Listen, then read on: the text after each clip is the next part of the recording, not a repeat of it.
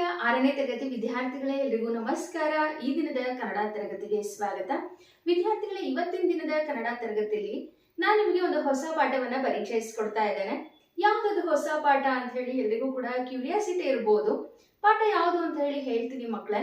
ಅದಕ್ಕಿಂತ ಮುಂಚೆ ನಾನು ನಿಮಗೆ ಒಂದಷ್ಟು ಪ್ರಶ್ನೆಗಳನ್ನ ಕೇಳ್ತೀನಿ, ಅದಕ್ಕೆ ಉತ್ತರಗಳನ್ನ ಹೇಳ್ಬೇಕು, ಸರಿನಾ? ಓಕೆ ಮಕ್ಕಳೇ, ಎಲ್ರಿಗೂ ಕೂಡ ಫಿಲಮ್ಸ್ ಅಂದ್ರೆ ಇಷ್ಟನಾ? ಓಕೆ, ನಮ್ಮ ಕನ್ನಡ ಚಲನಚಿತ್ರ ರಂಗದಲ್ಲಿರ್ತಕ್ಕಂತಹ ನಟರು ಹಾಗೆ ನಟಿಯರು ಎಲ್ಲರ ಬಗ್ಗೆ ನಿಮ್ಗೆ ಗೊತ್ತಿದೆ ಅಂತ ಹೇಳಿ ಅನ್ಕೊಳ್ತೇನೆ. ಗೊತ್ತಿದೆಯಾ? ಸರಿ ಸರಿ, ಹಾಗಿದ್ರೆ ಯಾರಿಗೆ ಎಷ್ಟು ಗೊತ್ತಿದೆ ಅಂತ ಹೇಳಿ ತಿಳ್ಕೊಳ್ಳೋದಕ್ಕೆ ನಾನು ಒಂದಷ್ಟು ಪ್ರಶ್ನೆಗಳನ್ನ ಕೇಳ್ತೀನಿ. ಆ ಪ್ರಶ್ನೆಗಳಿಗೆ ಯಾರ್ಯಾರು ಸರಿ ಉತ್ತರಗಳನ್ನ ಹೇಳ್ತೀರಾ ಅಂತ ಹೇಳಿ ನೋಡೋಣ. ಓಕೆನಾ? ಸರಿ ಮಕ್ಕಳೇ, ಮೊದಲನೇದಾಗಿ ನಮ್ಮ ಕನ್ನಡ ಇಂಡಸ್ಟ್ರಿನಲ್ಲಿ, ನಮ್ಮ ಕನ್ನಡ ಚಲನಚಿತ್ರ ರಂಗದಲ್ಲಿ ಅಭಿನಯ ಚಕ್ರವರ್ತಿ ಅಂತ ಹೇಳಿ ನಾವು ಯಾರಿಗೆ ಕರಿತೀವಿ? Yes, very good. ಅಭಿನಯ ಚಕ್ರವರ್ತಿ ಅಂತ ಹೇಳಿ ನಾವು ಸುದೀಪ್ ಅವ್ರಿಗೆ ಕರಿತೀವಿ. Very good. ನಂತರ ಎರಡನೇ ಪ್ರಶ್ನೆ, ನಮ್ಮ ಕನ್ನಡ ಇಂಡಸ್ಟ್ರಿನಲ್ಲಿ ಚಾಲೆಂಜಿಂಗ್ ಸ್ಟಾರ್ ಅಂತ ಹೇಳಿ ನಾವು ಯಾರಿಗೆ ಕರಿತೀವಿ? ಚಾಲೆಂಜಿಂಗ್ ಸ್ಟಾರ್ ಯಾರು? Yes, very good. ದರ್ಶನ್ ಅವ್ರಿಗೆ ಚಾಲೆಂಜಿಂಗ್ ಸ್ಟಾರ್ ಅಂತ ಹೇಳಿ ಕರಿತೀವಿ ಅಲ್ವಾ? ಸೊ ಇವರೆಲ್ಲ ಇತ್ತೀಚಿನ ನಟರು. ಸ್ವಲ್ಪ ಹಳೆಯ ಕಾಲದ ನಟರ ಬಗ್ಗೆ ನಾನು ಇವಾಗ ಪ್ರಶ್ನೆಯನ್ನ ಕೇಳ್ತೀನಿ, ಅದು ನಿಮಗೆ ಗೊತ್ತಾ ಅಂತ ಹೇಳಿ ನೋಡೋಣ. ಓಕೆನಾ? ಸರಿ, ಇವಾಗ ಸಾಹಸ ಸಿಂಹ ಅಂತ ಹೇಳಿ ನಾವು ಯಾರಿಗೆ ಕರಿತೀವಿ? Yes, very good. ಸಾಹಸ ಸಿಂಹ ಅಂತ ಹೇಳಿ ಡಾಕ್ಟರ್ ವಿಷ್ಣುವರ್ಧನ್ ಅವ್ರಿಗೆ ಕರಿತೀವಿ ಅಲ್ವಾ? ನಂತರದ ಪ್ರಶ್ನೆ, ಮಂಡ್ಯದ ಗಂಡು ಅಂತ ಯಾರಿಗೆ ಕರಿತೀವಿ ನಾವು? ಹೌದು ಮಕ್ಕಳೇ, ವೆರಿ ಗುಡ್. ಮಂಡ್ಯದ ಗಂಡು ಅಂತ ಹೇಳಿ ಅಂಬರೀಷ್ ಅವ್ರಿಗೆ ಕರಿತೀವಿ ಅಲ್ವಾ? ಇವಾಗ ನನ್ನ ಕೊನೆಯ ಪ್ರಶ್ನೆ ಏನು ಅಂತ ಹೇಳಿದ್ರೆ, ನಟ ಸಾರ್ವಭೌಮ, ವರನಟ ಅಂತ ಹೇಳಿ ನಾವು ಯಾರಿಗೆ ಕರಿತೀವಿ? ವರನಟ, ನಟ ಸಾರ್ವಭೌಮ ಅಂತ ಹೇಳಿ ಯಾರಿಗೆ ಕರಿತೀವಿ? Yes, very good. Doctor Rajkumar ಅಲ್ವಾ? ಕೇಳಿದೀರಾ ಡಾಕ್ಟರ್ ರಾಜ್ಕುಮಾರ್ ಅವರ ಹೆಸರನ್ನ? ನೋಡಿದೀರಾ ಡಾಕ್ಟರ್ ರಾಜ್ಕುಮಾರ್ ಅವರನ್ನ? ಡಾಕ್ಟರ್ ರಾಜ್ಕುಮಾರ್ ಅವರು ಕನ್ನಡ ಚಿತ್ರರಂಗದಲ್ಲಿ ಅನೇಕ ಚಿತ್ರಗಳಲ್ಲಿ ನಟಿಸಿದ್ದಾರೆ. ಜೊತೆಗೆ ಗಾಯಕರಾಗಿ ಹಾಡುಗಳನ್ನ ಹಾಡಿದ್ದಾರೆ. ಹಲವಾರು ಭಕ್ತಿ ಗೀತೆಗಳನ್ನ, ಭಾವಗೀತೆಗಳನ್ನ, ಚಲನಚಿತ್ರ ಗೀತೆಗಳನ್ನ ಹಾಡಿದ್ದಾರೆ. ನೋಡಿದೀರಾ? ಅವರ ಚಿತ್ರಗಳನ್ನ ನೋಡಿದೀರಾ? ತುಂಬಾ ಚೆನ್ನಾಗಿ ಅಭಿನಯಿಸ್ತಾರೆ ಅಲ್ವಾ? ಸರಿ ವಿದ್ಯಾರ್ಥಿಗಳೇ, ಈ ಎಲ್ಲ ಪ್ರಶ್ನೆಗಳನ್ನ ನಾನು ನಿಮ್ಗೆ ಏನಕ್ಕೆ ಕೇಳಿದೆ ಅಂತ ಹೇಳಿದ್ರೆ, ಈ ದಿನ ನಾನು ನಿಮಗೆ ಮಾಡ್ತಾ ಇರುವ ಪಾಠದ ಹೆಸರು ಡಾಕ್ಟರ್ ರಾಜ್ಕುಮಾರ್.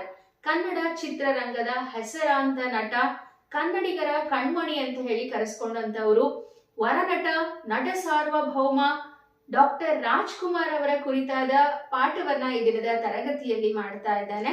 ಪಾಠ 4, ಡಾಕ್ಟರ್ ರಾಜ್ಕುಮಾರ್. ಡಾಕ್ಟರ್ ರಾಜ್ಕುಮಾರ್ ಪಾಠವನ್ನ ಬರೆದಿರ್ತಕ್ಕಂಥ ಲೇಖಕರ ಹೆಸರು ಡಾಕ್ಟರ್ ಎಚ್.ಎಸ್. ಸತ್ಯನಾರಾಯಣ ಅಂತ ಹೇಳಿ. ಆ ಲೇಖಕರ ಪರಿಚಯವನ್ನ ತಿಳಿಯೋಣ. ಅದಕ್ಕಿಂತ ಮುಂಚೆ ಡಾಕ್ಟರ್ ರಾಜ್ಕುಮಾರ್ ಅವರ ಪಾಠವನ್ನ ನಿಮ್ಗೆ ಏನಕ್ಕೆ ಇಟ್ಟಿದ್ದಾರೆ ಅಂತ ಹೇಳಿ ನೋಡೋದಾದ್ರೆ, ಮಕ್ಕಳೇ, ಯಾವಾಗ್ಲೇ ಆಗ್ಲಿ ಸಾಧನೆಯನ್ನ ಮಾಡೋದಕ್ಕೆ ಬಡತನ ಅನ್ನೋದು ಅಡ್ಡಿ ಬರಲ್ಲ. ಮನುಷ್ಯನಿಗೆ ಸಾಧನೆ ಮಾಡ್ಲೇಬೇಕು ಅಂತಕ್ಕಂತಹ ಛಲ ಇತ್ತು ಅಂತ ಹೇಳಿದ್ರೆ, ಯಾವುದೇ ಬಡತನದ ಪರಿಸ್ಥಿತಿ ಇರ್ಲಿ, ಯಾವುದೇ ರೀತಿಯ ಕಷ್ಟಗಳು ಬರ್ಲಿ, ಆತ ತನ್ನ ಗುರಿಯನ್ನ ತಲುಪಿಯೇ ತಲುಪುತ್ತಾನೆ ಅನ್ನೋದಕ್ಕೆ ಒಂದು ಉತ್ತಮ ಉದಾಹರಣೆ ಅಂತ ಹೇಳಿದ್ರೆ ಡಾಕ್ಟರ್ ರಾಜ್ಕುಮಾರ್ ಅವರು. ಡಾಕ್ಟರ್ ರಾಜ್ಕುಮಾರ್ ಮೂಲತಃ ಹುಟ್ಟಿದ್ದು ಬಡತನದ ಕುಟುಂಬದಲ್ಲಿ. ಯಾವುದೇ ಮೂಲಭೂತ ಸೌಕರ್ಯಗಳು ಇಲ್ಲದೆ ಇರ್ತಕ್ಕಂತಹ ಕುಟುಂಬ ಅವ್ರದ್ದಾಗಿತ್ತು. ಕಡು ಬಡತನದಲ್ಲಿ ಅರಳಿದಂತಹ ಪ್ರತಿಭೆ ಅಂತ ಹೇಳಿದ್ರೆ ಅದು ಡಾಕ್ಟರ್ ರಾಜ್ಕುಮಾರ್. ಕಡು ಬಡತನದಲ್ಲಿ ಹುಟ್ಟಿದ್ರು ಕೂಡ ಅವರು ಬಡತನವನ್ನೇ ಚಾಲೆಂಜಿಂಗ್ ಆಗಿ ತಗೊಂಡು ಅವರ ಜೀವನದಲ್ಲಿ ಎತ್ತರವಾದಂತಹ ಸಾಧನೆಯನ್ನ ಮಾಡಿ ಇವತ್ತಿಗೂ ಕೂಡ ಎಲ್ಲ ಕನ್ನಡಿಗರ ಮನೆ ಹಾಗೂ ಮನಗಳಲ್ಲಿ ಹೆಸರುವಾಸಿಯಾಗಿರ್ತಕ್ಕಂಥವ್ರು doctor Rajkumar. So doctor Rajkumar ಅವರು ಎಲ್ಲಾ ವಿದ್ಯಾರ್ಥಿಗಳಿಗೂ ಸ್ಫೂರ್ತಿಯಾಗ್ಲಿ. ನಮ್ಮ ಕನ್ನಡ ನಾಡಿನ ವಿದ್ಯಾರ್ಥಿಗಳು ರಾಜ್ಕುಮಾರ್ ಅವರ ಬಗ್ಗೆ ಮಾಹಿತಿಯನ್ನ ತಿಳ್ಕೊಳ್ಳಿ, ಅವ್ರ ರೀತಿನೇ ದೊಡ್ಡ ಸಾಧನೆಯನ್ನ ಮಾಡ್ಲಿ ಅಂತ ಹೇಳಿ ಈ ಪಾಠವನ್ನ ನಿಮ್ಗೆ ಪರಿಚಯಿಸ್ತಿದ್ದಾರೆ. ಇನ್ನು ಈ ಪಾಠವನ್ನ ಬರೆದಿರುವ ಲೇಖಕರ ಹೆಸರು ಡಾಕ್ಟರ್ ಎಚ್.ಎಸ್. ಸತ್ಯನಾರಾಯಣ. ಇವಾಗ ನಾನು ಲೇಖಕರ ಪರಿಚಯವನ್ನ ಸಂಕ್ಷಿಪ್ತವಾಗಿ ಹೇಳ್ತಾನೆ. ಪಾಠ ಡಾಕ್ಟರ್ ರಾಜ್ಕುಮಾರ್. ಕೃತಿಕಾರರ ಪರಿಚಯ. ಡಾಕ್ಟರ್ ಎಚ್.ಎಸ್. ಸತ್ಯನಾರಾಯಣ. ಡಾಕ್ಟರ್ ಎಚ್.ಎಸ್. ಸತ್ಯನಾರಾಯಣ ಇವರು ಜನಿಸಿದ್ದು ಚಿಕ್ಕಮಗಳೂರಿನಲ್ಲಿ. ಇವರ ತಾಯಿಯ ಹೆಸರು ಶ್ರೀಮತಿ ಇಂದಿರಮ್ಮ, ಹಾಗೆ ಇವರ ತಂದೆ ಹೆಸರು ಎಚ್.ಕೆ. ಶ್ರೀನಿವಾಸ ಅಂತ ಹೇಳಿ. ಹಾಗೆ ಸತ್ಯನಾರಾಯಣ ಅವರು BA ಪದವಿಯನ್ನ ಪಡೆದುಕೊಂಡ್ರು. BA ಪದವಿಯಲ್ಲಿ ಇವರು ಅತ್ಯುತ್ತಮ ಅಂಕಗಳನ್ನ ಗಳಿಸ್ಕೊಂಡ್ರು. ತೀನಂ ಶ್ರೀ ಸ್ಮಾರಕ ಚಿನ್ನದ ಪದಕ ಕೂಡ ಸಿಕ್ತು ಇವರಿಗೆ BA ಪದವಿಯಲ್ಲಿ ಉತ್ತಮ ಅಂಕಗಳನ್ನ ಗಳಿಸಿದ್ದಕ್ಕಾಗಿ. ನಂತರ ಪೂರ್ಣಚಂದ್ರ ತೇಜಸ್ವಿಯವರ ಕಥನ ಸಾಹಿತ್ಯದ ಸಾಂಸ್ಕೃತಿಕ ನೆಲೆಗಳು ಎನ್ನುವ ವಿಷಯದ ಮೇಲೆ ಒಂದು ಪ್ರಬಂಧವನ್ನ ಮಂಡಿಸಿದ್ರು. ಈ ಪ್ರಬಂಧಕ್ಕಾಗಿ ಇವರಿಗೆ ಡಾಕ್ಟರೇಟ್ ಪದವಿ ಕೂಡ ಸಿಕ್ಕಿದೆ. ಸಾಹಿತ್ಯ ವಿಮರ್ಶೆ, ಲಲಿತ ಪ್ರಬಂಧ, ಅಂಕಣ ಬರಹಗಳಲ್ಲಿ ಇವರು ಹೆಚ್ಚಿನ ಸಾಧನೆಯನ್ನ ಮಾಡಿದ್ದಾರೆ.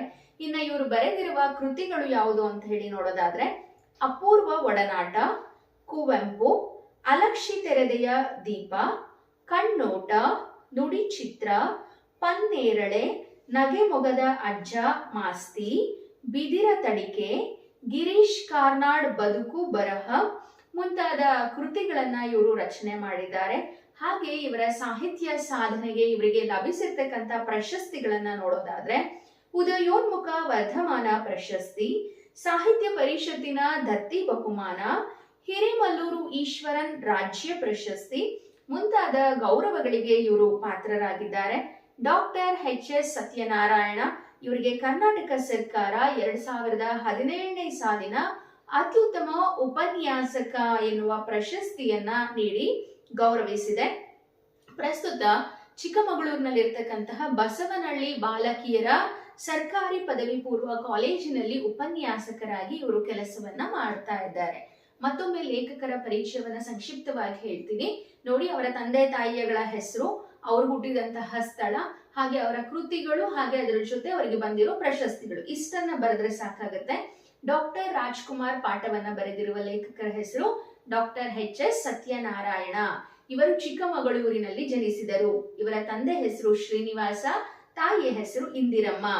ಇವರು ರಚಿಸಿರುವ ಕೃತಿಗಳೆಂದರೆ ಅಪೂರ್ವ ಒಡನಾಟ, ಕುವೆಂಪು ಅಲಕ್ಷಿ ತೆರೆದೆಯ ದೀಪ, ಕಣ್ಣೋಟ, ನುಡಿ ಚಿತ್ರ, ಪನ್ನೇರಳೆ, ನಗೆ ಮೊಗದ ಅಜ್ಜ ಮಾಸ್ತಿ ಮುಂತಾದ ಕೃತಿಗಳನ್ನ ರಚಿಸಿದ್ದಾರೆ. ಇವರ ಸಾಹಿತ್ಯ ಸಾಧನೆಗೆ ಇವರಿಗೆ ಬಂದಿರೋ ಪ್ರಶಸ್ತಿಗಳನ್ನ ನಾವು ನೋಡೋದಾದ್ರೆ ಉದಯೋನ್ಮುಖ ವರ್ಧಮಾನ ಪ್ರಶಸ್ತಿ, ಸಾಹಿತ್ಯ ಪರಿಷತ್ತಿನ ದತ್ತಿ ಬಹುಮಾನ, ಹಿರೇಮಲ್ಲೂರು ಈಶ್ವರನ್ ರಾಜ್ಯ ಪ್ರಶಸ್ತಿ, ಇಷ್ಟು ಪ್ರಶಸ್ತಿಗಳು ಇವರಿಗೆ ಲಭಿಸಿದೆ. ಬನ್ನಿ ಇವಾಗ ಡಾಕ್ಟರ್ ರಾಜ್ಕುಮಾರ್ ಪಾಠದಲ್ಲಿ ಏನ್ ಕೊಟ್ಟಿದ್ದಾರೆ ಅಂತ ಹೇಳಿ ನೋಡೋದಾದ್ರೆ, ವಿದ್ಯಾರ್ಥಿಗಳೇ, ಈ ದಿನದ ತರಗತಿಯಲ್ಲಿ ನಾನು ಬೋಧನೆ ಮಾಡ್ತಾ ಇರ್ತಕ್ಕಂತಹ ಬೋಧನಾಂಶಗಳು ಯಾವುದು ಅಂತ ಹೇಳಿ ನೋಡೋದಾದ್ರೆ ಡಾಕ್ಟರ್ ರಾಜ್ಕುಮಾರ್ ಇವರ ಬಾಲ್ಯ, ಅಂದ್ರೆ ಇವರು ಎಲ್ಲಿ ಹುಟ್ಟಿದ್ರು, ಯಾವಾಗ ಹುಟ್ಟಿದ್ರು ಅನ್ನೋದ್ರ ಬಗ್ಗೆ ತಿಳಿಯೋಣ. ಹಾಗೆ ಡಾಕ್ಟರ್ ರಾಜ್ಕುಮಾರ್ ಅವರು ನಾಟಕ ರಂಗಕ್ಕೆ ಯಾವ ರೀತಿ ಪ್ರವೇಶ ಮಾಡಿದ್ರು ಅನ್ನೋದನ್ನ ನೋಡೋಣ. ಹಾಗೆ ಡಾಕ್ಟರ್ ರಾಜ್ಕುಮಾರ್ ಅವರು ಅಭಿನಯಿಸಿದಂತಹ ಪೌರಾಣಿಕ ಚಿತ್ರಗಳು ಯಾವುದು, ಸಾಮಾಜಿಕ ಚಿತ್ರಗಳು ಯಾವುದು, ಹಾಗೆ ಅತಿ ಹೆಚ್ಚು ಜನಪ್ರಿಯತೆಯನ್ನ ಪಡೆದಂತಹ ಚಿತ್ರಗಳು ಯಾವುದು ಅಂತ ಹೇಳಿ ನೋಡ್ತಾ ಹೋಗೋಣ. ಹಾಗೆ ಡಾಕ್ಟರ್ ರಾಜ್ಕುಮಾರ್ ಅವರಿಗೆ ಗಾನಗಂಧರ್ವ ಅಂತ ಹೇಳಿ ಕರೆಯೋದಕ್ಕೆ ಕಾರಣ ಏನು ಅನ್ನೋದನ್ನ ನೋಡೋಣ. ಹಾಗೆ ಡಾಕ್ಟರ್ ರಾಜ್ಕುಮಾರ್ ಅವರು ವ್ಯಕ್ತಿತ್ವ ಎಂತದ್ದು, ಕೇವಲ ನಟರಷ್ಟೇ ಆಗಿರ್ಲಿಲ್ಲ, ಅವರು ಬಡವರಿಗಾಗಿ ಮಿಡಿತಾ ಇದ್ರು, ಅವರು ಕಷ್ಟ ಅಂದವರಿಗೆ ಸಹಾಯವನ್ನ ಮಾಡ್ತಾ ಇದ್ರು. ಸೊ ಯಾವ ರೀತಿ ಅವರು ಬಡವರಿಗಾಗಿ ಮರುಗ್ತಾ ಇದ್ರು ಅನ್ನೋದನ್ನ ನೋಡೋಣ. ಹಾಗೆ ಕೊನೆಯದಾಗಿ ಡಾಕ್ಟರ್ ರಾಜ್ಕುಮಾರ್ ಅವರ ಕುಟುಂಬ ಚಲನಚಿತ್ರರಂಗಕ್ಕೆ ಯಾವ ರೀತಿಯ ಕೊಡುಗೆಗಳನ್ನ ನೀಡ್ತಾ ಇದೆ ಅನ್ನೋದನ್ನ ನಾನು ಈ ದಿನದ ತರಗತಿಯಲ್ಲಿ ತಿಳಿಸ್ಕೊಡ್ತೇನೆ. ಎಲ್ಲರೂ ಕೂಡ ನಿಮ್ಮ ಪಠ್ಯ ಪುಸ್ತಕವನ್ನ ತೆರೆಯಿರಿ. ಪಾಠ 4, ಡಾಕ್ಟರ್ ರಾಜ್ಕುಮಾರ್. ಡಾಕ್ಟರ್ ರಾಜ್ಕುಮಾರ್ ಅವರು ಚಾಮರಾಜನಗರ ಜಿಲ್ಲೆಗೆ ಸೇರಿದ ಗಾಜನೂರಿನಲ್ಲಿ 24 ಏಪ್ರಿಲ್ 1929ರಂದು ಜನಿಸಿದರು. ಸಿಂಗಾನಲ್ಲೂರು ಮೂಲದ ಶ್ರೀಯುತ ಪುಟ್ಟಸಾಮಯ್ಯನವರು ರಾಜ್ಕುಮಾರ್ ಅವರ ತಂದೆ. ತಾಯಿ ಗಾಜನೂರಿನವರಾದ ಶ್ರೀಮತಿ ಲಕ್ಷ್ಮಮ್ಮನವರು. ಈ ದಂಪತಿ ಗಂಡು ಮಗುವನ್ನ ಕರುಣಿಸೆಂದು ತಮ್ಮ ಇಷ್ಟ ದೈವ ಮುತ್ತತ್ತಿರಾಯನಿಗೆ ಹರಕೆ ಹೊತ್ತಿದ್ದರಂತೆ. ಹಾಗಾಗಿ ಆ ದೇವರ ಹೆಸರನ್ನೇ ಮಗನಿಗೆ ಇಟ್ಟರು. ರಾಜ ಎಂಬುದು ರಾಯ ಎಂಬುದರ ತದ್ಭವ ರೂಪವಾಗಿರುವುದರಿಂದ ಮುತ್ತುರಾಯ ಸ್ವಾಮಿಯ ಹೆಸರು ಮುತ್ತುರಾಜ ಎಂದಾಗಿದ್ದು ಮಾತ್ರವಲ್ಲ, ಕನ್ನಡಿಗರ ಮನಗೆದ್ದ ರಾಜಕುಮಾರನೇ ಆಗಿದ್ದು ಆಕಸ್ಮಿಕವಲ್ಲ. ಮುತ್ತುರಾಜನೊಳಗಿನ ಪ್ರತಿಭೆಯು ವಿಕಾಸಗೊಂಡ ಪರಿ ಅದು. ಮಳೆಯಿಲ್ಲದೆ ಕಂಗೆಟ್ಟಿದ್ದ ನೆಲಕ್ಕೆ ಸ್ವಾತಿಯ ಮಳೆ ಸುರಿದು ತಂಪೆರೆಯುವ ತೆರದಿ ಜೋರು ಮಳೆ ಸುರಿಯುವಾಗ ಹುಟ್ಟಿದ ಮುತ್ತುರಾಜರ ಜನನದಿಂದ ಮನೆ ಮಂದಿಯೆಲ್ಲ ಸಂಭ್ರಮ ಪಟ್ಟರು. ನೋಡಿ, ಇಲ್ಲಿ ಮೊದಲನೇ ಪಾಠದಲ್ಲಿ ಏನ್ ಕೊಟ್ಟಿದ್ದಾರೆ ಅಂತ ಹೇಳಿ ನೋಡೋದಾದ್ರೆ, ಡಾಕ್ಟರ್ ರಾಜ್ಕುಮಾರ್ ಅವರು ಚಾಮರಾಜನಗರ ಜಿಲ್ಲೆಗೆ ಸೇರಿದಂತಹ ಗಾಜನೂರಿನಲ್ಲಿ ಜನಿಸಿದರು. ಕರ್ನಾಟಕ ಮತ್ತೆ ತಮಿಳುನಾಡು ಗಡಿಯಲ್ಲಿರ್ತಕ್ಕಂತಹ ಹಳ್ಳಿ. ಈ ಹಳ್ಳಿಯ ಮೂಲದವರು ಇವರ ತಂದೆ ಪುಟ್ಟಸಾಮಯ್ಯ. ಪುಟ್ಟಸಾಮಯ್ಯನವರು ಮೂಲತಃ ಸಿಂಗನಲ್ಲೂರಿನವರು. ಸಿಂಗನಲ್ಲೂರು ರಾಜ್ಕುಮಾರ್ ಅವರ ತಂದೆಯ ಮೂಲ ಸ್ಥಳ. ಗಾಜನೂರು ರಾಜ್ಕುಮಾರ್ ಅವರ ತಾಯಿ ಲಕ್ಷ್ಮಮ್ಮ ಇವರ ಸ್ಥಳ. ಸೊ ಪುಟ್ಟಸಾಮಯ್ಯ ಹಾಗೆ ಲಕ್ಷ್ಮಮ್ಮ ಈ ಇಬ್ಬರು ದಂಪತಿಗಳ ಮಗನಾಗಿ ರಾಜ್ಕುಮಾರ್ ಏಪ್ರಿಲ್ 20ನೇ ತಾರೀಕು 1929 ಇಸ್ವಿನಲ್ಲಿ ಚಾಮರಾಜನಗರ ಜಿಲ್ಲೆಗೆ ಸೇರಿದಂತಹ ಗಾಜನೂರು ಎಂಬ ಸ್ಥಳದಲ್ಲಿ ಜನಿಸಿದರು. ಇನ್ನು ನಾನು ಈಗಾಗಲೇ ಹೇಳಿದೆ, ಇವರ ತಂದೆ ಪುಟ್ಟಸಾಮಯ್ಯ, ಇವರು ಮೂಲತಃ ಸಿಂಗನಲ್ಲೂರಿನವರು, ತಾಯಿ ಲಕ್ಷ್ಮಮ್ಮ, ಇವರು ಗಾಜನೂರಿನವರು. ಇನ್ನ ಪುಟ್ಟಸಾಮಯ್ಯ ಮತ್ತೆ ಲಕ್ಷ್ಮಮ್ಮ ಇವರಿಬ್ರು ಕೂಡ ಗಂಡು ಮಗುವನ್ನ ಕರುಣಿಸು ದೇವ್ರೆ ಅಂತ ಹೇಳಿ ತಮ್ಮ ಇಷ್ಟ ದೈವವಾದಂತಹ ಮುತ್ತತ್ತಿ ರಾಯನಿಗೆ ಹರಕೆ ಮಾಡ್ಕೊಂಡಿದ್ರಂತೆ. ಕರ್ನಾಟಕದ ಮಂಡ್ಯ ಜಿಲ್ಲೆಯ ಮಳವಳ್ಳಿ ಹತ್ರ ಇರೋ ಊರು ಈ ಮುತ್ತತ್ತಿ. ಈ ಮುತ್ತತ್ತಿ ರಾಯನಿಗೆ ದಂಪತಿಗಳು ಗಂಡು ಮಗು ಕರುಣಿಸು ಅಂತ ಹೇಳಿ ಹರಕೆಯನ್ನ ಹೊತ್ತಿದ್ರಂತೆ. ಹಾಗಾಗಿ ಇವರಿಗೆ ಗಂಡು ಮಗು ಜನನ ಆಗುತ್ತೆ. ಹಾಗೆ ಗಂಡು ಮಗು ಜನನದ ನಂತರ ಆ ಮುತ್ತತ್ತಿ ರಾಯನ ಹೆಸರನ್ನೇ ಡಾಕ್ಟರ್ ರಾಜ್ಕುಮಾರ್ ಅವರಿಗೆ ಹೆಸರಿಡ್ತಾರೆ. ನಂತರ ರಾಜ ಎಂಬುದು ರಾಯ ಎಂಬುದರ ತದ್ಭವ ರೂಪವಾಗಿರುವುದರಿಂದ, ರಾಜ ಅಂದ್ರೆ ರಾಯ, ತತ್ಸಮ ತದ್ಭವ, ಒಂದು ಕನ್ನಡ ಪದ ಮತ್ತೊಂದು ಸಂಸ್ಕೃತ ಪದ, ತದ್ಭವ ಪದ ಆಗಿರುವುದರಿಂದ ಮುತ್ತುರಾಯನ ಹೆಸರು ಮುತ್ತುರಾಜ ಅಂತ ಹೇಳಿ ಆಕಸ್ಮಿಕವಾಗಿ ಬದಲಾಗುತ್ತೆ. ಇನ್ನು ಮುತ್ತುರಾಜ ಆಗಿ ಇವರು ಕನ್ನಡಿಗರ ಮನಸ್ಸನ್ನ ಗೆದ್ದಿದ್ದಾರೆ. ಹಾಗೆ ರಾಜ್ಕುಮಾರ್ ಅಂತಾನೆ ಪ್ರಸಿದ್ಧಿಯನ್ನ ಪಡೆದುಕೊಂಡಿದ್ದಾರೆ. ಇನ್ನು ಮುತ್ತುರಾಜನಲ್ಲಿರ್ತಕ್ಕಂತಹ ಪ್ರತಿಭೆ ವಿಕಾಸಗೊಂಡಂತಹ ರೀತಿ ಇದು ಅಂತಾನೆ ಹೇಳ್ಬೋದು. ಹಾಗೆ ಇವರು ಹುಟ್ಟಿದಂತಹ ಸಂದರ್ಭದಲ್ಲಿ ಆ ಗಾಜನೂರು ಪ್ರದೇಶದ ಪ್ರಾಂತ್ಯದಲ್ಲಿ ಮಳೆ ಇರ್ಲಿಲ್ವಂತೆ. ಮಳೆ ಇಲ್ದೇನೆ ಅಲ್ಲಿ ಜನ ಕಂಗೆಟ್ಟು ಹೋಗಿದ್ರಂತೆ. ಸೊ ಮಳೆ ಇಲ್ಲದೆ ಇರ್ತಕ್ಕಂತಹ ಜನಕ್ಕೆ ಮಳೆ ಬಂದ್ರೆ ಎಷ್ಟು ಖುಷಿ ಆಗುತ್ತೋ ಹಾಗೆ ರಾಜ್ಕುಮಾರ್ ಜನನದ ಸಂದರ್ಭದಲ್ಲಿ ಮಳೆ ಬಂತಂತೆ. ಹಾಗಾಗಿ ಆ ಮಳೆಯೇ ಇಲ್ಲದೆ ಕಂಗೆಟ್ಟಿದ್ದಂತಹ ಜನರಿಗೆ ಸ್ವಾತಿ ಮುತ್ತಿನ ಮಳೆ ಸುರಿದು ತಂಪೆರಿತಕ್ಕಂತಹ ತಣ್ಣನೆಯ ಹೊತ್ತಿನಲ್ಲಿ ಡಾಕ್ಟರ್ ರಾಜ್ಕುಮಾರ್ ಅವರು ಜನಿಸಿದ್ರು. ಹಾಗಾಗಿ ಡಾಕ್ಟರ್ ರಾಜ್ಕುಮಾರ್ ಅಂತ ಹೇಳಿದ್ರೆ ಊರಿನ ಜನ ಕಷ್ಟ ಅಲ್ಲ, ಇಡೀ ಕರ್ನಾಟಕದ ಜನತೆಗೆ ಜೊತೆಗೆ ಮನೆ ಮಂದಿ ಎಲ್ಲ ಕೂಡ ಇವರು ಹುಟ್ಟಿದಾಗ ಸಂಭ್ರಮವನ್ನ ಪಟ್ರಂತೆ. ಸೊ ಇದಿಷ್ಟು ರಾಜ್ಕುಮಾರ್ ಅವರು ಎಲ್ಲಿ ಹುಟ್ಟಿದ್ರು, ಹಾಗೆ ಅವರ ತಂದೆ ತಾಯಿ, ಹಾಗೆ ಅವರ ಕುಟುಂಬದ ಮೂಲ. ಇನ್ನ ನಂತರ ಮುಂದುವರೆದು ನೋಡೋದಾದ್ರೆ ರಾಜ್ಕುಮಾರ್ ಅವರ ಮನೆಯ ಪರಿಸ್ಥಿತಿ ಯಾವ ರೀತಿ ಇತ್ತು ಅಂತ ಹೇಳಿ ನೋಡೋಣ. ಬಾಲ್ಯದಲ್ಲಿಯೇ ಮುತ್ತುರಾಜರಿಗೆ ಬಡವರ ಕಷ್ಟ ಕಂಡು ಮರುಗುವ ಗುಣ ಇತ್ತು. ನೋಡಿ, ಇಲ್ಲಿ ಡಾಕ್ಟರ್ ರಾಜ್ಕುಮಾರ್ ಹುಟ್ಟಿದ್ದು ಬಡತನದ ಕುಟುಂಬದಲ್ಲಾಗಿದ್ರಿಂದ ಅವ್ರಿಗೆ ಬಡತನದ ನೋವು ಏನು, ಭವಣೆ ಏನು ಅಂತ ಹೇಳಿ ಗೊತ್ತಿತ್ತು. ಹಾಗಾಗಿ ಯಾರಾದ್ರೂ ಬಡವರಿದ್ದಾರೆ ಅಂದ್ರೆ ಸಾಕು, ಅವರನ್ನ ಕಂಡು ಅಯ್ಯೋ ಅಂತ ಹೇಳಿ ಮರುಗ್ತಾ ಇದ್ರಂತೆ. ಅವರು ಶಾಲೆಯಲ್ಲಿ ಓದುವಾಗ್ಲೂ ಕೂಡ ಅವರ ಮನಸ್ಸು ಬಡತನ, ಹಸಿವು, ಕಷ್ಟಗಳತ್ತ ಹೊರಳುತ್ತಿತ್ತು. ಯಾಕಂದ್ರೆ ಸ್ವತಃ ಅವರು ಅವುಗಳನ್ನ ಅನುಭವಿಸಿದ್ರಿಂದ ಯಾರಾದ್ರೂ ಬಡತನದಲ್ಲಿದ್ದಾರೆ, ಯಾರಾದ್ರೂ ಹಸಿವೆಯಿಂದ ಇದ್ದಾರೆ, ಯಾರಾದ್ರೂ ಕಷ್ಟದಲ್ಲಿದ್ದಾರೆ ಅಂತ ಹೇಳಿದ್ರೆ ಅವ್ರಿಗೆ ಏನಾದ್ರೂ ಮಾಡ್ಲೇಬೇಕು ಅನ್ನೋ ಮನಸ್ಸು ರಾಜ್ಕುಮಾರ್ ಅವರಿಗೆ ಇತ್ತಂತೆ. ಇದ್ರ ಜೊತೆ ರಾಜ್ಕುಮಾರ್ ಅವರು ಹುಟ್ಟಿದ್ದು ಹಳ್ಳಿಗಾಡಿನ ಪರಿಸರದಲ್ಲಾಗಿದ್ರಿಂದ ಹಳ್ಳಿಗಾಡಿನ ಆ ಸುಪ್ರಸನ್ನತೆ ಅಂದ್ರೆ ಹಳ್ಳಿಗಾಡಿನಲ್ಲಿ ಇರ್ತಕ್ಕಂತಹ ಆ ಸಂತೋಷ, ಸುಂದರವಾದಂತಹ ಪರಿಸರ, ಹಾಗೆ ಹಳ್ಳಿನಲ್ಲಿರ್ತಕ್ಕಂತಹ ಮುಗ್ಧ ಜನರ ಆಚಾರಗಳು, ಅವರ ವಿಚಾರಗಳು, ಹಾಗೆ ಹಳ್ಳಿಲಿರ್ತಕ್ಕಂತಹ ಮರ, ಗಿಡ, ಬೆಟ್ಟ, ಗುಡ್ಡ, ಹಳ್ಳ, ಕೊಳ್ಳ, ಕಾಡು, ಮೇಡು ಮುಂತಾದವೆಲ್ಲ ಮುತ್ತುರಾಜರು ಸಂತೋಷವಾಗಿ ಇರೋ ರೀತಿ ಅವರ ಭಾವಲೋಕ ಹಿಗ್ಗಿಸುವಂತೆ ಮಾಡ್ತಾ ಇತ್ತು. ಶಾಲೆಯಲ್ಲಿ ಕಲಿತದ್ದು 3ನೇ ತರಗತಿಯವರೆಗೆ ಮಾತ್ರವಾದರೂ ಆ ವಯಸ್ಸಿನಲ್ಲೇ ಆದ ಲೋಕಾನುಭವದ ಶಿಕ್ಷಣದ ಪಾತ್ರ ಇವರ ವ್ಯಕ್ತಿತ್ವವನ್ನ ರೂಪಿಸಿತು. ಡಾಕ್ಟರ್ ರಾಜ್ಕುಮಾರ್ ಅವರು ತುಂಬಾ ಅದ್ಭುತವಾಗಿ ಇಂಗ್ಲಿಷ್ ಭಾಷೆಯನ್ನ ಮಾತನಾಡ್ತಾ ಇದ್ರು, ಹಾಗೆ ದೊಡ್ಡ ದೊಡ್ಡ ಪಾತ್ರಗಳಲ್ಲಿ ಅಭಿನಯಿಸಿದ್ರು. ಆದ್ರೆ ಇವ್ರು ಓದಿದ್ ಎಷ್ಟು ಗೊತ್ತಾ ಮಕ್ಕಳೇ, ಕೇವಲ 3ನೇ ತರಗತಿ. 3ನೇ ತರಗತಿಯನ್ನ ಓದಿದ್ರು ಕೂಡ ಇವರಿಗೆ ಆ ಚಿಕ್ಕ ವಯಸ್ಸಿನಲ್ಲೇ ಅಪಾರವಾದಂತಹ ಲೋಕಾನುಭವ ಇತ್ತು. ಲೋಕಾನುಭವ ಅಂದ್ರೆ ಜಗತ್ತಿನ ಅನುಭವದಿಂದ ಪಡೆದಂತಹ ಅಪಾರವಾದಂತಹ ಜ್ಞಾನ ಇತ್ತು. ಇನ್ನ ಇವರ ತಂದೆ ಪುಟ್ಟಸಾಮಯ್ಯನವರು ಅದ್ಭುತವಾದಂತಹ ರಂಗ ಕಲಾವಿದರಾಗಿದ್ರು. ಆ ನಾಟಕದಲ್ಲಿ ಇವರು ಅಭಿನಯಿಸ್ತಾ ಇದ್ರು. ಇನ್ನ ರಾಜ್ಕುಮಾರ್ ಅವರ ಸೋದರ ಮಾವ ಇವರು ಉತ್ತಮವಾದಂತಹ ಗಾಯಕರಾಗಿದ್ರು. ಈ ಒಂದು ವಾತಾವರಣದಲ್ಲಿ ಬೆಳೆದಂತಹ ರಾಜ್ಕುಮಾರ್ ಅವ್ರಿಗೆ ಬಾಲ್ಯದಲ್ಲಿಯೇ ನಾಟಕ ರಂಗದಲ್ಲೂ ಕೂಡ ಆಸಕ್ತಿ ಬಂತು, ಅದ್ರ ಜೊತೆ ಹಾಡೋದ್ರಲ್ಲೂ ಕೂಡ ಆಸಕ್ತಿ ಬಂತು. ಚಿಕ್ಕ ವಯಸ್ಸಲ್ಲೇ ರಂಗಭೂಮಿ ಅವರನ್ನ ಕೈ ಬೀಸಿ ಕರೀತು. ಮುತ್ತುರಾಜ ಅವರು ಬಾಲನಟನಾಗಿ ಕಲಾ ಪ್ರಪಂಚಕ್ಕೆ ಕಾಲಿಟ್ಟರು. ಇವರು ಚಿಕ್ಕ ವಯಸ್ಸಿನಲ್ಲೇ ಅಭಿನಯವನ್ನ ಪ್ರಾರಂಭ ಮಾಡಿದ್ರು. ಗುಬ್ಬಿ ವೀರಣ್ಣ ನಾಟಕ ಕಂಪನಿಯಲ್ಲಿ ಮೊದಲು ಸಖಿ ಸೇವಕಿಯಂತಹ ಸಣ್ಣ ಪುಟ್ಟ ಪಾತ್ರಗಳನ್ನ ಮಾಡಬೇಕಾಯಿತು. ನಾಟಕ ರಂಗಕ್ಕೆ ಕಾಲಿಟ್ಟ ತಕ್ಷಣ ಇವರು ಗುಬ್ಬಿ ವೀರಣ್ಣ ನಾಟಕ ಕಂಪನಿಗೆ ಸೇರ್ಕೊಳ್ತಾರೆ. 1917ನೇ ಇಸ್ವಿನಲ್ಲಿ ಗುಬ್ಬಿ ವೀರಣ್ಣ ನಾಟಕ ಕಂಪನಿ ಪ್ರಾರಂಭ ಆಗುತ್ತೆ. ತುಮಕೂರಿನ ಒಂದು ನಾಟಕ ಕಂಪನಿ ಅದು. ಆ ನಾಟಕ ಕಂಪನಿಗೆ ಸೇರಿದಾಗ ಇವ್ರಿಗೆ ಪ್ರಾರಂಭದಲ್ಲಿ ದೊಡ್ಡ ದೊಡ್ಡ ಪಾತ್ರಗಳು ಯಾವುದು ಬರಲಿಲ್ಲ. ಚಿಕ್ಕ ಪುಟ್ಟ ಪಾತ್ರಗಳನ್ನ, ಸಖಿ ಪಾತ್ರ, ಸೇವಕಿ ಪಾತ್ರ, ಈ ರೀತಿಯ ಪಾತ್ರಗಳನ್ನ ಅವರು ಮಾಡಬೇಕಾಯ್ತು. ಆಮೇಲೆ ಮತ್ತೋರ್ವ ಹಿರಿಯ ರಂಗಭೂಮಿಯ ಕಲಾವಿದರಾದ ಶ್ರೀ ಸುಬ್ಬಯ್ಯ ನಾಯ್ಡು ಅವರ ನಾಟಕ ಕಂಪನಿಗೆ ಸೇರಿ ಅನೇಕ ಮಹತ್ವದ ಪಾತ್ರಗಳನ್ನ ನಿರ್ವಹಿಸುತ್ತಾ ಬೆಳೆಯುತ್ತಿರುವಾಗ ತಂದೆಯವರ ಅಕಾಲಿಕ ಮರಣದ ದುಃಖ ಎದುರಾಯಿತು. ಗುಬ್ಬಿ ವೀರಣ್ಣ ನಾಟಕ ಕಂಪನಿನಲ್ಲಿ ಸ್ವಲ್ಪ ದಿನ ಇರ್ತಾರೆ. ಅದಾದ ನಂತರ ಮತ್ತೊಂದು ನಾಟಕ ಕಂಪನಿಯನ್ನ ಸೇರ್ಕೊಳ್ತಾರೆ. ಅದರ ಹೆಸರು ಶ್ರೀ ಸುಬ್ಬಯ್ಯ ನಾಯ್ಡು ನಾಟಕ ಕಂಪನಿ ಅಂತ ಹೇಳಿ. ಸುಬ್ಬಯ್ಯ ನಾಯ್ಡು ಅವರು ಕೂಡ ಕನ್ನಡ ಚಲನಚಿತ್ರರಂಗದ ಒಬ್ಬ ನಟ, ಹಾಗೆ ರಂಗಭೂಮಿಯ ಕಲಾವಿದ. ಇವರು ಒಂದು ನಾಟಕ ಕಂಪನಿಯನ್ನ ಕಟ್ಟಿರ್ತಾರೆ. ಆ ನಾಟಕ ಕಂಪನಿಗೆ ಸೇರ್ಕೊಳ್ತಾರೆ. ಅಲ್ಲಿ ಇವರಿಗೆ ಒಳ್ಳೊಳ್ಳೆ ಪಾತ್ರಗಳು ದೊರೆಯುತ್ತೆ. ಇದೇ ಸಂದರ್ಭದಲ್ಲಿ ಡಾಕ್ಟರ್ ರಾಜ್ಕುಮಾರ್ ಅವರ ತಂದೆ ಪುಟ್ಟಸಾಮಯ್ಯ ಅವರು ಅಕಾಲಿಕ ಮರಣಕ್ಕೆ ತುತ್ತಾಗ್ತಾರೆ. ಅಂದ್ರೆ ಇದ್ದಕ್ಕಿದ್ದಂಗೆ ಮರಣವನ್ನ ಹೊಂದ್ಬಿಡ್ತಾರೆ. ಈ ಸಂದರ್ಭದಲ್ಲಿ ಇಡೀ ಕುಟುಂಬವನ್ನ ನಿರ್ವಹಿಸ್ತಕ್ಕಂತಹ ಜವಾಬ್ದಾರಿ ರಾಜ್ಕುಮಾರ್ ಅವರಿಗೆ ಎದುರಾಯಿತು. ಇಡೀ ಕುಟುಂಬವನ್ನ ಕಾಪಾಡಬೇಕಾದಂತಹ ಜವಾಬ್ದಾರಿಯನ್ನ ಡಾಕ್ಟರ್ ರಾಜ್ಕುಮಾರ್ ಅವರು ಅತ್ಯಂತ ಆತ್ಮವಿಶ್ವಾಸದಿಂದ ಎದುರಿಸಿದರು.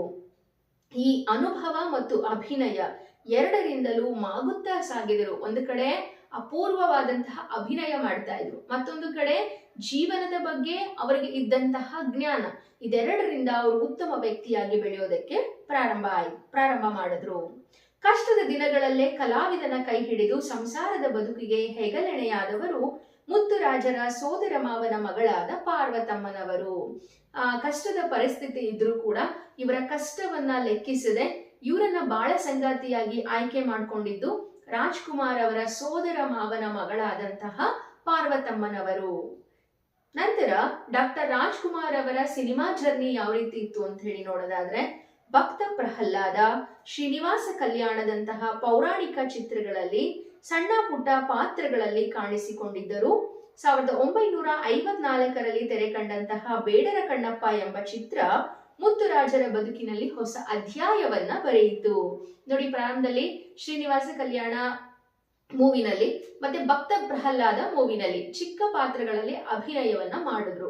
ಆದ್ರೆ ಇವರು ಮೂಲತಃ ನಾಯಕನಾಗಿ ಅಭಿನಯ ಮಾಡಿದಂತಹ ಚಿತ್ರ ಅಂತ ಹೇಳಿದ್ರೆ ಬೇಡರ ಕಣ್ಣಪ್ಪ ಚಿತ್ರ.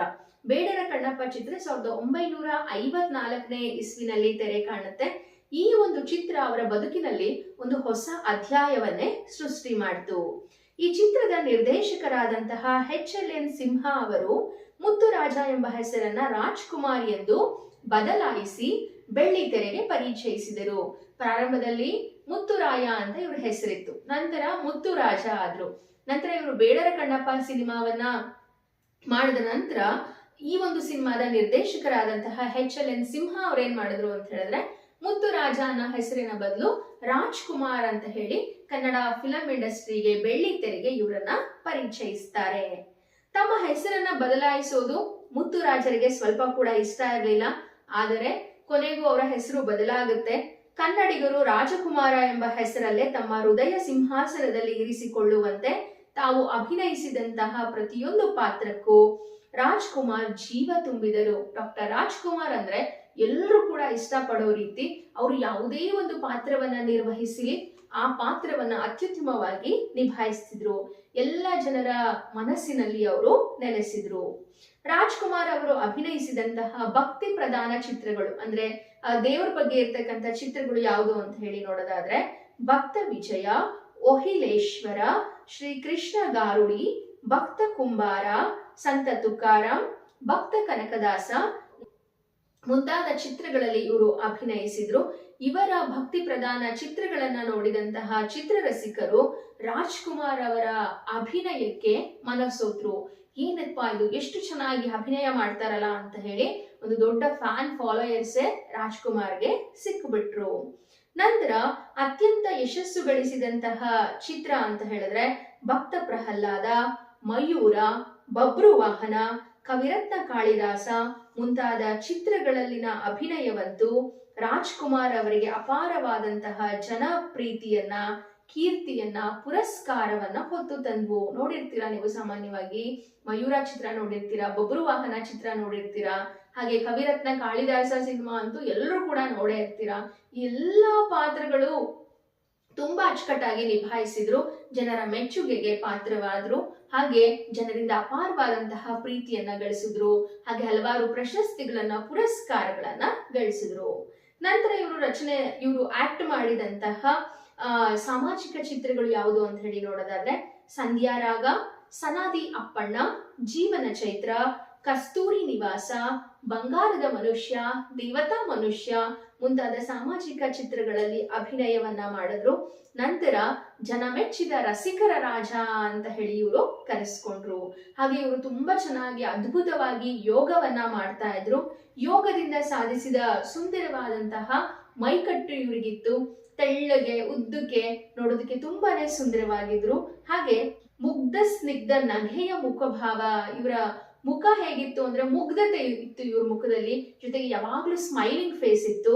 ಹಾಗೆ ತುಂಬಾ ಸರಳವಾದಂತಹ ಗುಣ, ನಯವಂತಿಕೆ, ಒಳ್ಳೆಯ ಆಚಾರ ವಿಚಾರ ಮುಂತಾದ ಎಲ್ಲ ಅದ್ಭುತವಾದಂತಹ ಗುಣಗಳು ಇವ್ರಿಗಿತ್ತು. ಹಾಗಾಗಿ ಎಲ್ಲಾ ಜನರಿಗೂ ಕೂಡ ಡಾಕ್ಟರ್ ರಾಜ್ಕುಮಾರ್ ಅಂತ ಹೇಳಿದ್ರೆ ತುಂಬಾನೇ ಪ್ರೀತಿ ಇತ್ತು. ಹಾಗೆ ಡಾಕ್ಟರ್ ರಾಜ್ಕುಮಾರ್ ಅವರು ಒಳ್ಳೆಯ ನಟ ಅಷ್ಟೇ ಆಗಿರ್ಲಿಲ್ಲ, ಒಳ್ಳೆಯ ಹಾಡುಗಾರರು ಕೂಡ ಆಗಿದ್ರು. ತಮ್ಮ ಸೊಗಸಾದ ಕಂಠ ಮತ್ತು ಹಾಡುಗಾರಿಕೆಯಿಂದ ಕನ್ನಡಿಗರ ಮನಸೂರೆಯನ್ನಗೊಂಡಂತಹ ರಾಜ್ಕುಮಾರ್ ಅವರು ಗಾನಗಂಧರ್ವ ಅಂತ ಹೇಳಿ ಕರೆಸ್ಕೊಂಡಿದ್ರು.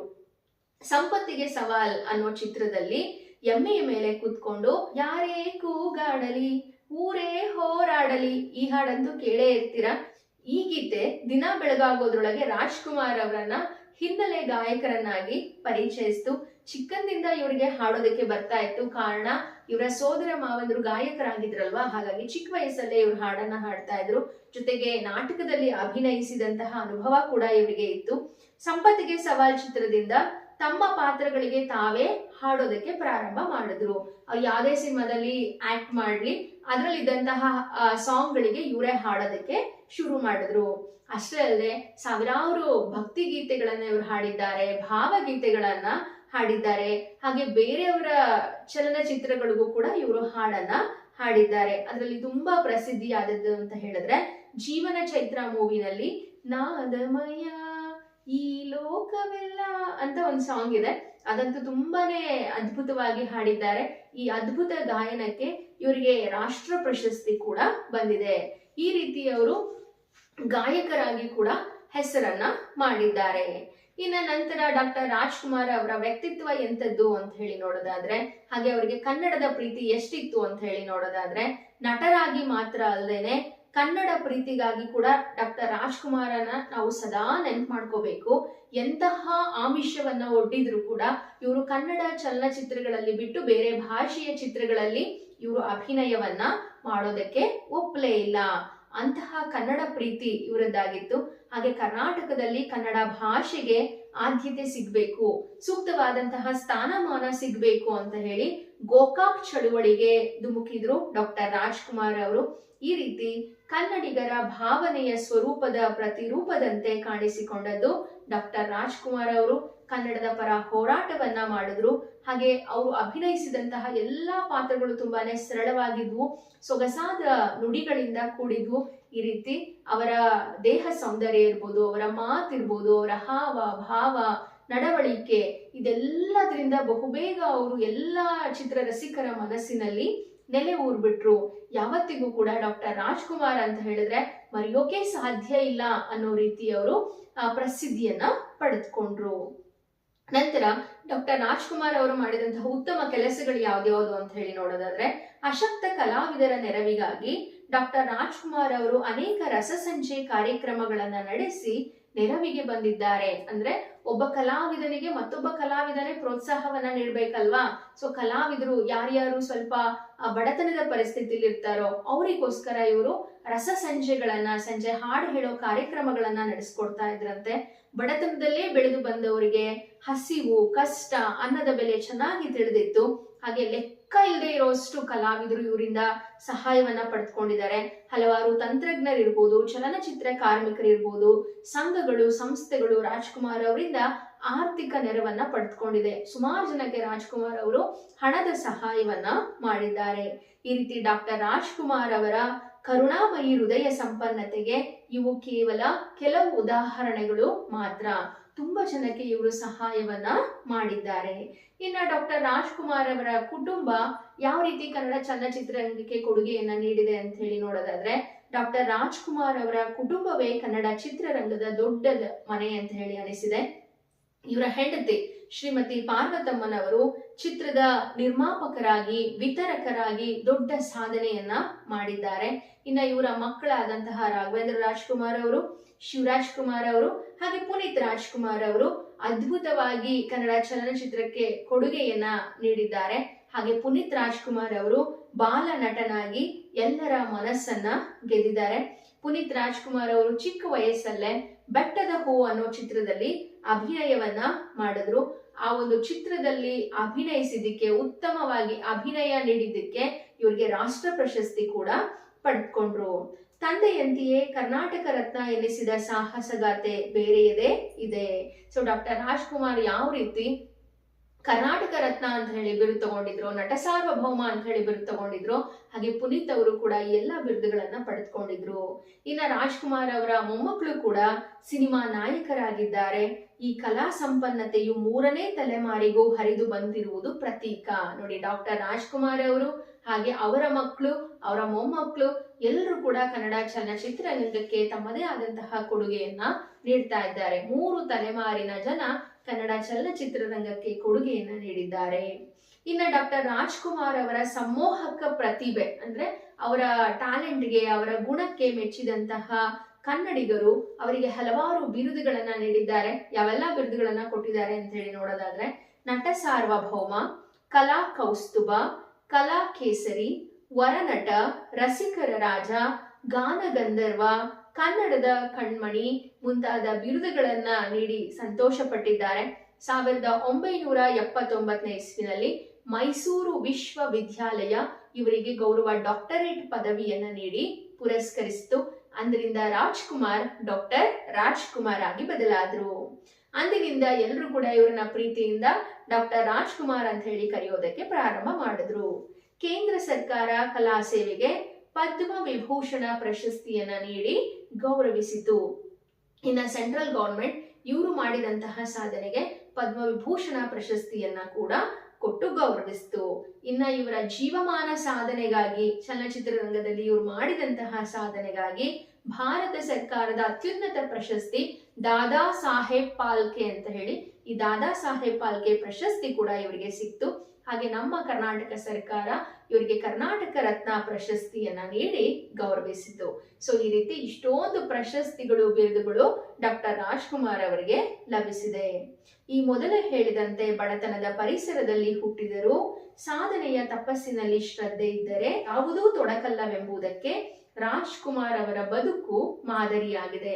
ಪ್ರಾರಂಭದಲ್ಲೇ ನಾನು ಹೇಳಿದೆ, ವಿದ್ಯಾರ್ಥಿಗಳಿಗೆ ಸ್ಫೂರ್ತಿಯನ್ನ ನೀಡೋದಕ್ಕೋಸ್ಕರ ಈ ಒಂದು ಪಾಠವನ್ನ ಇಟ್ಟಿದ್ದಾರೆ ಅಂತ ಹೇಳಿ. ಬಡತನದ ಪರಿಸರದಲ್ಲಿ ಹುಟ್ಟಿದ್ರು ಕೂಡ ನಮ್ಮಲ್ಲಿ ಏನಾದ್ರೂ ಸಾಧಿಸ್ಬೇಕು ಅನ್ನೋ ಒಂದು ಹಠ ಇತ್ತು, ಛಲ ಇತ್ತು ಅಂತ ಹೇಳಿದ್ರೆ ನಾವ್ ಏನ್ ಬೇಕಾದ್ರೂ ಮಾಡ್ಬೋದು. ಅದಕ್ಕೆ ಒಂದು ದೊಡ್ಡ ಉದಾಹರಣೆ ಅಂತ ಹೇಳಿದ್ರೆ ಡಾಕ್ಟರ್ ರಾಜ್ಕುಮಾರ್ ಅವರು, ಅವರ ಬದುಕೇ ನಮ್ಗೆಲ್ರಿಗೂ ಕೂಡ ಮಾದರಿಯಾಗಿದೆ. ಅದೇ ಬಗೆಯ ಪರಿಸರದಲ್ಲಿ ಹುಟ್ಟಿದಂತಹ ನಮ್ಮ ಕನ್ನಡ ನಾಡಿನ ಮಕ್ಕಳಿಗೆ ಡಾಕ್ಟರ್ ರಾಜ್ಕುಮಾರ್ ಸ್ಫೂರ್ತಿಯಾಗ್ಲಿ ಅನ್ನೋ ಉದ್ದೇಶದಿಂದ ಈ ಪಾಠವನ್ನ ಇಟ್ಟಿದ್ದಾರೆ. ಮಕ್ಕಳೇ, ನೀವು ಕೂಡ ಅಷ್ಟೇನೆ, ನಿಮ್ಮ ಪರಿಸ್ಥಿತಿ, ನಿಮ್ಮ ಮನೆಯ ಪರಿಸ್ಥಿತಿ ಯಾವುದೇ ರೀತಿ ಇರಲಿ, ಬಡತನ ಯಾವತ್ತು ಸಾಧನೆಗೆ ಅಡ್ಡಿ ಬರೋದಿಲ್ಲ. ನಮ್ಮ ದೇಶದ ಮಹಾನ್ ವ್ಯಕ್ತಿಗಳನ್ನ ನಾವು ಗಮನಿಸ್ತಾ ಹೋದ್ರೆ ಯಾರು ಕೂಡ ಶ್ರೀಮಂತಿಕೆಯಲ್ಲಿ ಹುಟ್ಟಿಲ್ಲ, ಎಲ್ಲರೂ ಕೂಡ ಬಡತನದಲ್ಲೇ ಹುಟ್ಟಿ ಮರೆಯಕ್ಕಾಗದೇ ಇರ್ತಕ್ಕಂತಹ ಸಾಧನೆಯನ್ನ ಮಾಡಿದ್ದಾರೆ. ಹಾಗೆ ನೀವು ಕೂಡ ಉತ್ತಮವಾದಂತಹ ಸಾಧನೆಯನ್ನ ಮಾಡಿ ಇಡೀ ದೇಶ ಮೆಚ್ಚೋ ತರ ಕೆಲಸವನ್ನ ಮಾಡಿ ಅಂತೇಳಿ ಹೇಳ್ತಾ ಎಲ್ರಿಗೂ ಕೂಡ ಈ ದಿನದ ತರಗತಿಯ ಪಾಠ ಅರ್ಥ ಆಗಿದೆ ಅನ್ಕೊಂಡು ತರಗತಿಯನ್ನ ಮುಗಿಸೋಣ. ಧನ್ಯವಾದಗಳು.